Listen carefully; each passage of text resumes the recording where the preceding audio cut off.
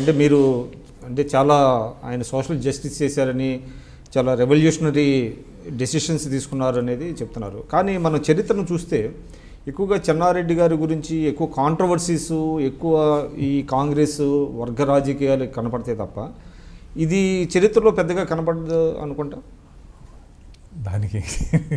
దానికి ఉన్న కారణాలు ఏమిటంటే, ఇప్పుడు చెన్నారెడ్డి గారి దాకా ఎందుకు, నేనే అనుభవిస్తున్నాను.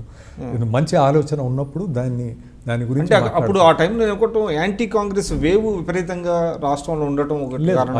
అది కాదు, ఇది ఒక కన్సర్టెడ్ ఎఫర్ట్.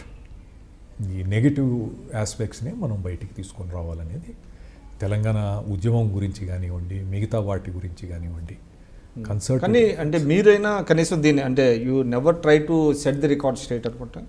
చేసాం in our own way, in a small way, in our own way we try to do it.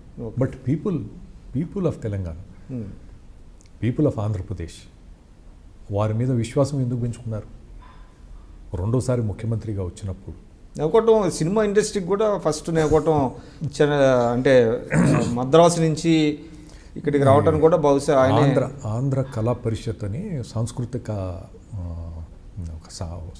Organisation 1950s ఇక్కడ కార్యక్రమాలు జరిపి నాటకాల పోటీలు అవన్నీ నిర్వహించేది.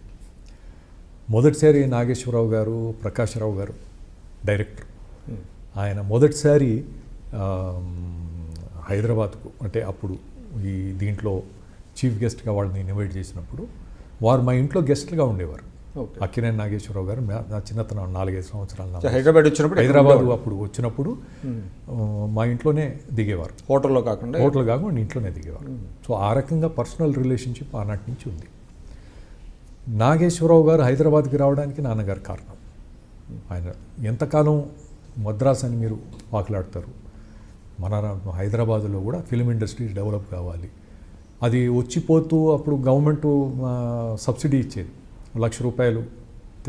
ఆంధ్రప్రదేశ్లో షూటింగ్ చేస్తే సినిమాకి ₹1,00,000, 2 లక్షలు ఏదో అని అప్పుడు ఎంకరేజ్ చేయడానికి మొదలుపెట్టారు. ఇది సరిపోదు, మీరు ఇక్కడికి వస్తేనే ఇది అవుతుందంటే అప్పుడు నాగేశ్వరరావు గారు he was the first person to come purely on this. అనుకోకుండా తర్వాత వారు ముఖ్యమంత్రి కావడం, ముఖ్యమంత్రి అయినప్పుడు ఫిలిం ఇండస్ట్రీకి కొన్ని మినహాయింపులు ఇవ్వాలి అనేటువంటి మాట మాట్లాడితే, మీటింగ్ జరుగుతుంటే ఫిలిం ఇండస్ట్రీ వాళ్ళు ఉన్నారు, అక్కడ ఆఫీసర్స్ అంతా ఉంటే, లేదు సార్ మన జియో ఇట్లా ఉందంటే, what nonsense are you talking, ఎవడి జియో రాసింది, మనమే కదా రాసింది, on the same circumstances we change this GO, we give them this.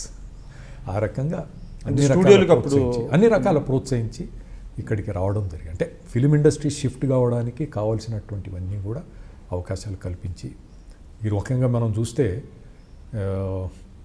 నాన్నగారు చనిపోయిన తర్వాత ఫిలిం నగర్ సొసైటీ వాళ్ళు ఆ ల్యాండ్ అంతా ఫాదర్ ఇచ్చారు.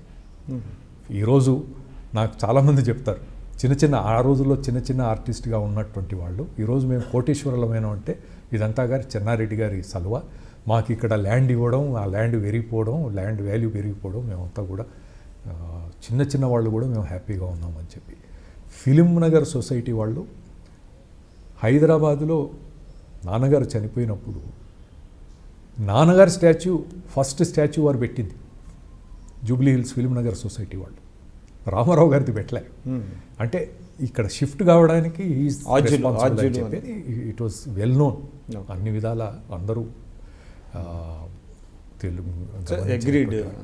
No dispute about. మీరు చూస్తున్నారు ఐ డ్రీమ్ న్యూస్ని. మీరు చూస్తున్నది ఐ డ్రీమ్ న్యూస్. అంటే కళలని నిజం చేస్తూ ప్రజలకి నిజాలని కళల ద్వారా తీసుకొచ్చే ఐ డ్రీమ్కి మై బెస్ట్ విషెస్. మీరు చూస్తున్నది ఐ డ్రీమ్ న్యూస్. మీరు చూస్తున్నారు I dream channel. For more videos please subscribe I dream. మరిన్ని వీడియోల కోసం ఐ డ్రీమ్ని సబ్స్క్రైబ్ చేయండి. Please subscribe I dream. And I'm very much satisfied with the way interview went on.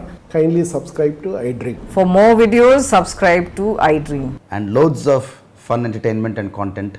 Do watch I Dream.